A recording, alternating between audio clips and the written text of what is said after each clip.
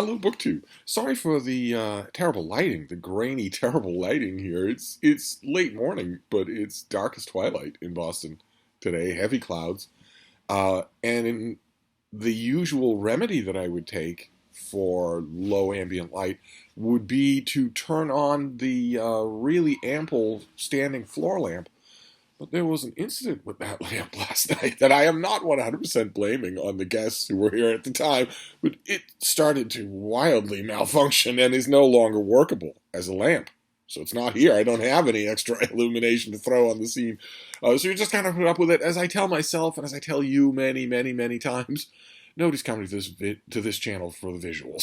So I'm just going to have to rely on that until the sun comes back. So I've got some mail and bits and pieces that I want to go through here, starting with two great periodicals. I got the new New Yorker, and in this issue of the New Yorker, there's lots of great stuff. No particularly great cartoons, which is a shame since I love them so much.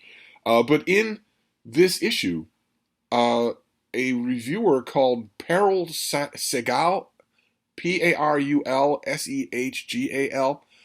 reviews Mark McGurl's book. Everything and More, is that the name of it? Everything and More, or maybe Everything and Less, the novel in the Age of Amazon? Everything and Less, the novel in the Age of Amazon by Mark McGurl, which we've seen on this channel. And I don't know if I remember the name of the reviewer, but the reviewer rips the book apart. And that was thrilling to read, especially because I really liked the book. I thought that was wonderful to just read. It was a pretty good issue otherwise as well. And then I got the New York Review of Books, also a great journal. Unlike the New Yorker, it's all books, although there are a couple of political essays in here, including one on the state of things in Egypt at the moment. Oh, don't you look dramatic?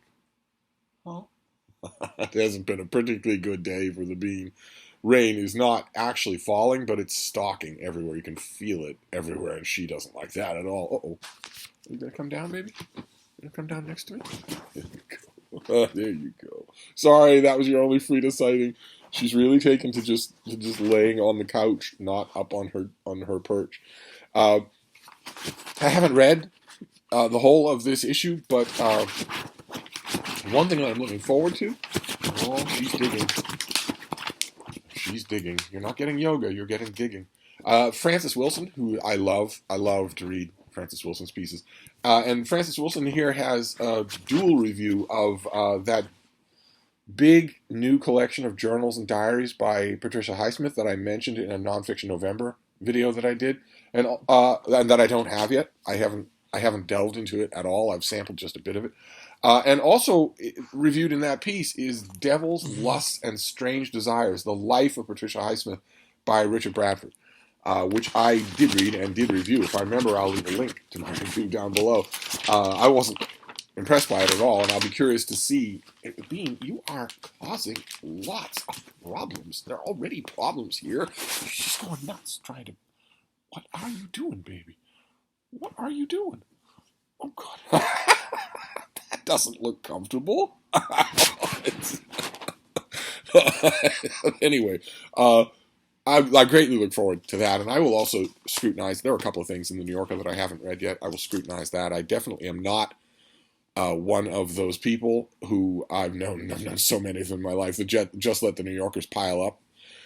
I read them. I used to make a special trip to a special place to read them. I don't do that anymore. Why would I want to leave this little bundle of joy? But I will still do it.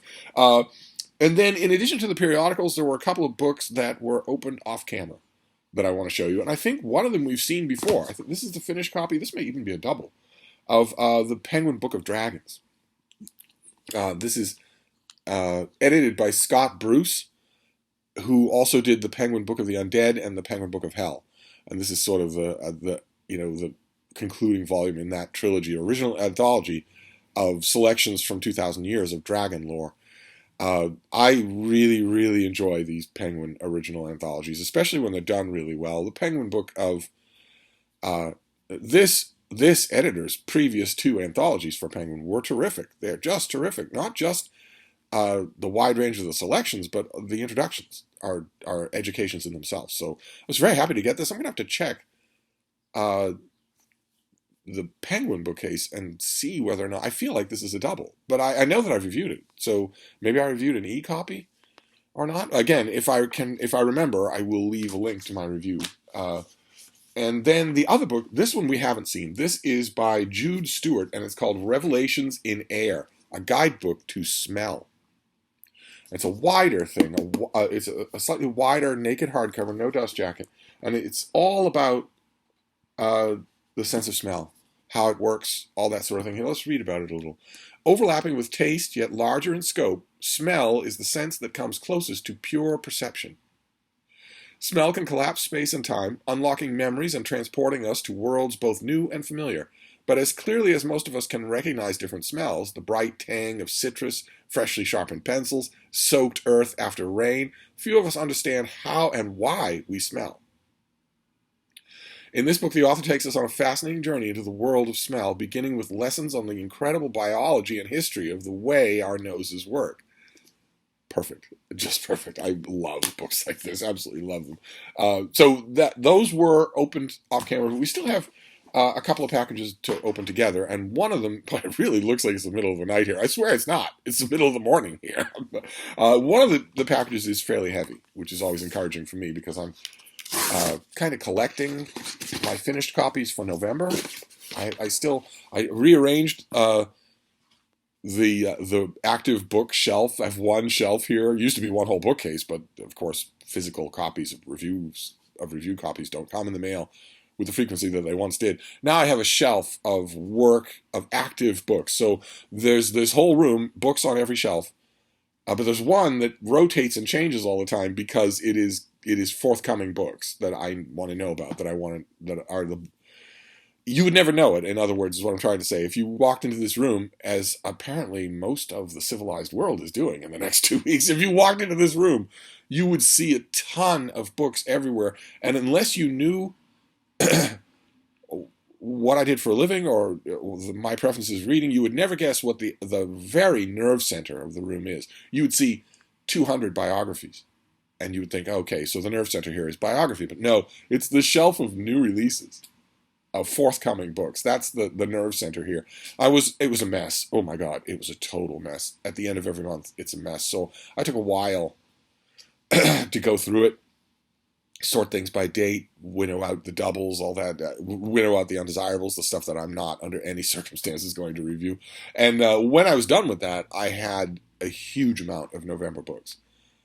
Too much to make one stack. So I put the finished copies on one side and another stack of the advanced copies, and noticed that half the month is still advanced copies when November is a day away. So on Monday I need to get on the email to some publicists and say, am I getting a finished copy of this thing? I don't want to review it. If it's a work of nonfiction, which is all I'm reading in November, I don't want to review it if I don't have a finished copy.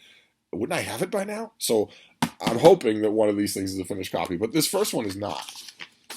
This first one is February 2022 release from FSG. So this is Peter Newman, translated by Shelley Frisch, and this is Jenna 1800, The Republic of Free Spirits.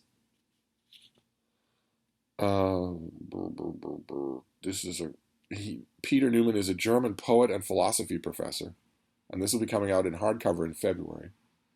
And it's a work of literary nonfiction and a group biography about a set of friends and their circle that helped to birth German Romanticism. Newman's story focuses on the Schlegel brothers, their wives Dorothea and Caroline, the philosopher Schelling, and the poet Novalis, who all lived in a small university town around the turn of the 19th century in the wake of revolutions both political and philosophical, braiding together the story of their often dramatic personal relationships and the evolution of their thinking and literary output, and featuring walk-on roles by a whole bunch of other towering German intellectuals, including Goethe.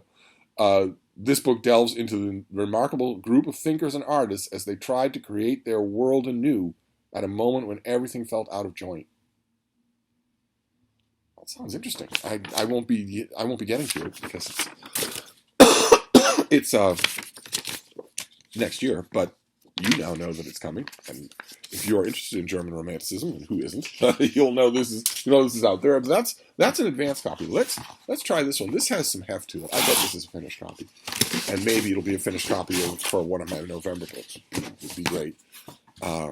Oh, it is, and it's a finished copy of a November book. I don't think I'm going to have a sheet in here. No, it's a finished copy of a November book for which I never got the advance copy. So that's great. And we've talked about this before as well on that comprehensive nonfiction November list that I gave you. This is John Richardson's concluding volume in his multi-volume biography of Picasso, The Minotaur Years. Not a very big thing, but and I have already checked. I don't have any of the other volumes. I've read them all, and I think I've reviewed 2 of them in various venues over the decades. He's been doing this for a long, long time, and it's now finally done. A classic 19th century multi-volume biography of a big figure. I got the first volume when it first came out. I've read these things as they've come out because it's an obviously major endeavor, but I've never kept any of them. When I saw the listing for this thing and realized it was coming out, I thought, okay, well, you can just put this with the others, and then realized I don't have any of the others. I don't keep them because although I recognize that this is an incredibly major production, no one will ever be able to write a life of Picasso without referring to these books. That's just one of those biographies. Although I realize that, I don't like this artist at all. I certainly don't like him enough to have a 5-volume biography of him on the shelf. I just don't. I make that decision sometimes with biographies, even though I love them. Who is it? Who did? Is it Ehrman who did a multi-volume biography of Pitt the Younger? And I love them. I love those volumes. I absolutely love them, but I'm not interested enough in the subject to keep them. And this will be the same thing. This will be the same thing. I will be delighted to read it, but I won't be keeping it. I know that I won't be keeping it. I'll read it and review it. Really, really tough to get a normal newspaper venue to be interested in a review of this thing. It'd be one thing for the New York Review of Books, so somebody you call up somebody who's your best writer on art and get them to write 5,000 words on Picasso. Nominally, very lightly anchored to this book, sure. That's one thing. But 800 words? If you tell a commissioning book section editor for a print newspaper, I'd really like to review this book, it's a life of Picasso, and they'll say, oh, that's great. So tell me a little more about it. The first thing you say is, well, it's volume 5 of a 5-part life of Picasso. They're instantly going to say no to that. I don't know of a book section editor that would do otherwise, unless it was a paper of note. I mean, the New York Times will review this. The Washington Post will review this. But most book section editors, I know now, especially because I am one, they're constantly looking out for their readers, and they're going to think, if I have, let's say, 5,000 dedicated readers of my book section, of my books coverage, 100 of them are going to care about this book. And the goal is to get as close to 5,000 caring about the book you cover as possible, not to go down into single digits. So I don't know. I will review this, definitely, for Open Letters, but I don't know that I could ever interest anybody else in it. But this is great. Yeah, and the back cover here is all blurbs from the many, many volumes that have come out. Fantastic. Fantastic. Oh, no, these are all for Volume 3. Jed Pearl, Michiko Kakutani, Michael Kamen, Andrew Butterfield. Yeah, these are all for Volume 3. So am I wrong? Is this Volume 4? It is. Okay, so it's not 5 volumes. It's 4. This is the 4th and final volume where Picasso dies. So there you go. That's a finished copy of what I wasn't expecting. That's great. So we have Life of Picasso, The Minotaur Years. This is the final volume in this series. We have Revelations in Air, a new book about smell in humans. What is it? How does it work? How did it evolve? All that sort of thing. Then Jenna 1800 by Peter Newman in an English language translation. And finally, the Penguin Book of Dragons, which I think is a double. If it's a double, I'm sure that one of you really wants this thing. I'm sure, in fact, this is a perfect example of a book that as much as I loved it, one of you will love it even more. I just have to check on that, and once I know, I will let you know, and I can figure out who's going to get it in America. not anywhere else. I'm afraid I won't be mailing whim, spur of the moment, eye candy desires to rural New Zealand. Now that the U.S. postal system has gone from, the 13th best in the world to the 13th worst in the world, it's inefficient and way too expensive. But in America, I'm sure one of you will want this book. If it's a double, I think it is, because I don't think I would have reviewed the e-copy. I guess we'll find out. But this is starting to depress me, actually, doing this video in the dark like this. I had no idea. Right away, the very first day that floor lamp is no longer available, the very first day that floor lamp went from convenience in the room to a life and death threatening thing, the very first day that's not there anymore is the day when I need illumination more than anything. So it's just the way it goes. So I'll wrap this up for now, because this video quality is bad even for me, and I will dive into the New York Review of Books. So I will see you soon. Thank you, BookTube.